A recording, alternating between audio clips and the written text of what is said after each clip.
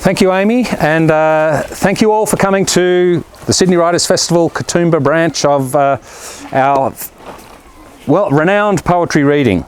It's that time of year again.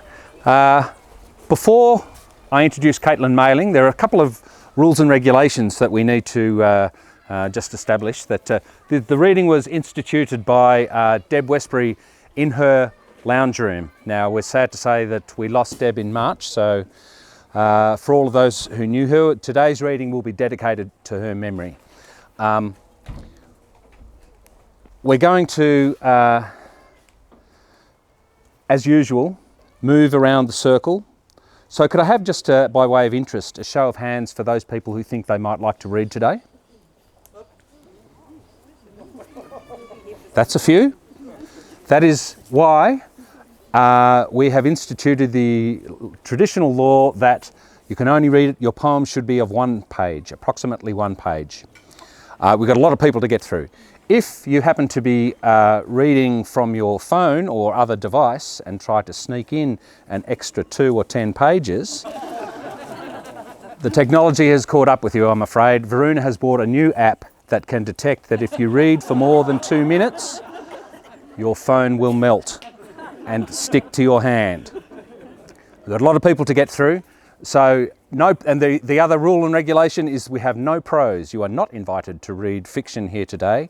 If you so wish to read your short story or your novel, please return next week to read around the fire pit when none of us will be here.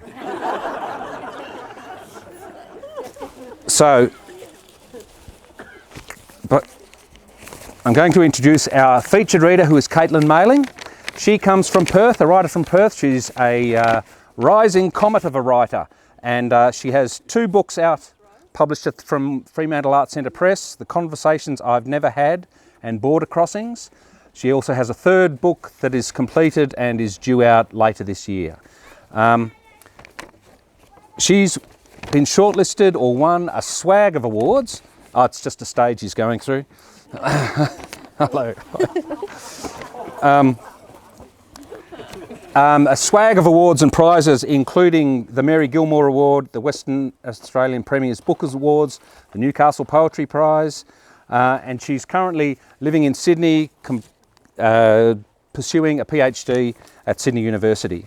So she has books, I should say, she has books for sale inside here, alongside some of Deb Westbury's books too. So I would encourage you to, by all means, buy a book. But let's welcome to the stage Catlin Mailing.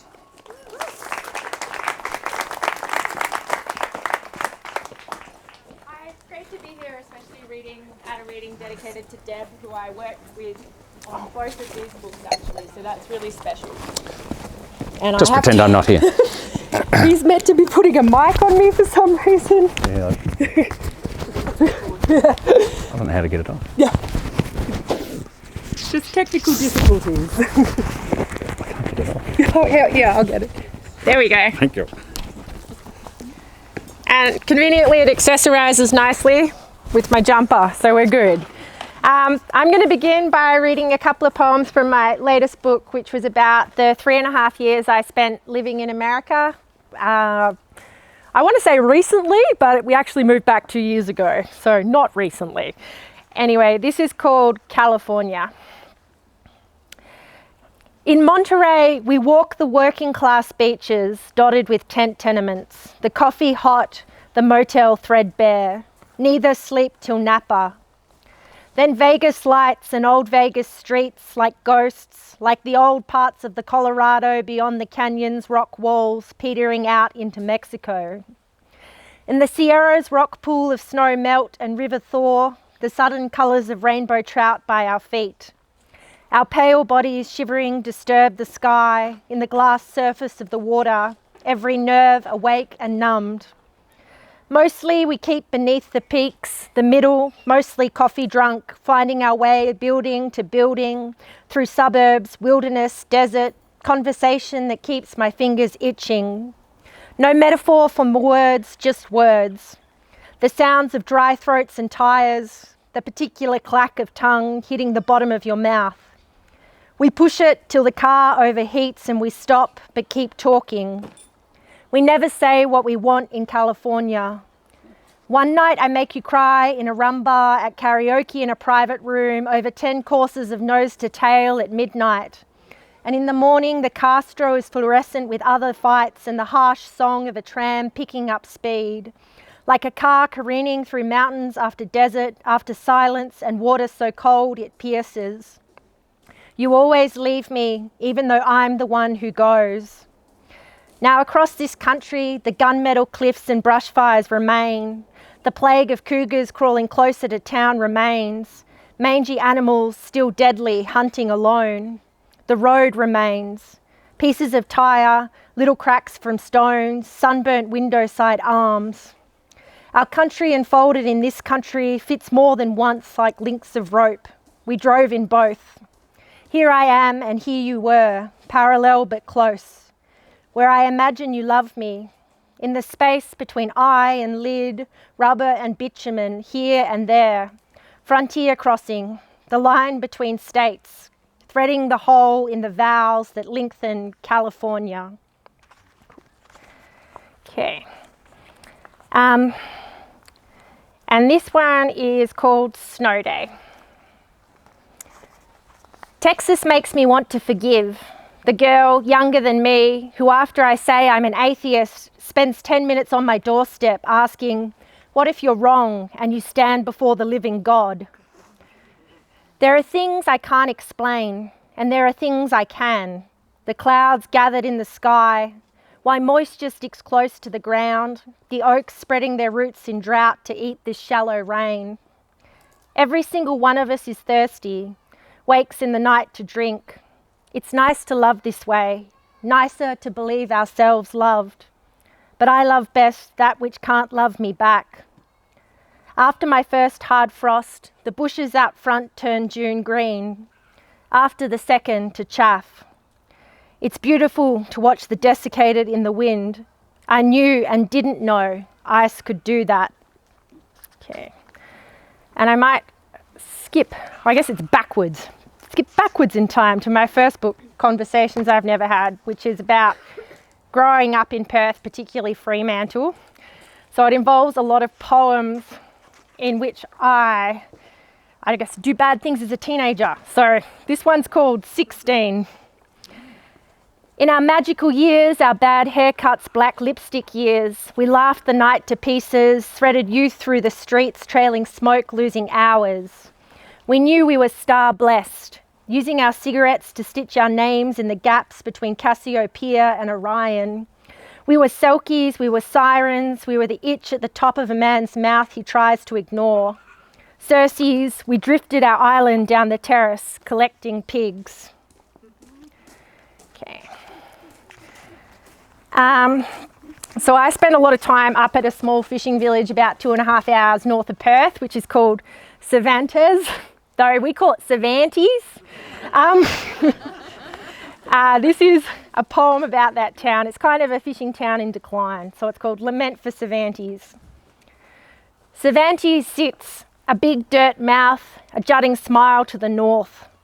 On the town's one incline slumbers the club, where on plastic draped tables beer-battered fish perspires.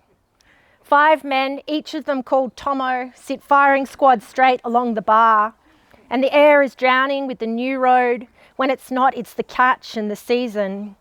50 metres to the left, over the parched bowls green, then the pock-marked oval, Cervantes versus Jurien Saturday, is the Tav, where the deckies, a flock of chukas and simos, perform a slow losing dance to the TAB. On Saturdays, a backpacker hired with his guitar plays U2 covers, only just heard over the throes of the trots being thrashed out to the north, a mixture of sweat and sea in the air. There are gaps at the bar. My hand can just reach and receive, and in passing conversations is the dying language of kings and whites. Outside, through the town, for sale signs glisten like sharpened teeth, and in the night, circling, gulls cry and are lost to the moon. Okay. So these are also Cervantes poems from my third book that's coming out next year. So I write a lot of like really angsty poems about very small domestic things, like the time I went up my parents' house and they had fleas in their house, and I was like, essentially my life is over, there are fleas here. And somehow it becomes more metaphoric, but literally there were just fleas there. Okay, so this is called Plague. It's in 2 parts. 1, walking in white socks, you watch the black dots jump and stick, trying to feel their way to where the blood is easier. Somehow they don't sting, and pinching them doesn't crack. Instead, your blood is there on your fingertips and their legs keep wriggling. It's been a half-formed day, overcast with fire smoke and no change. The wind's still blowing strong easterly. Under a microscope, every part of a flea is visible, even the sucked out parts of you. It's a waste.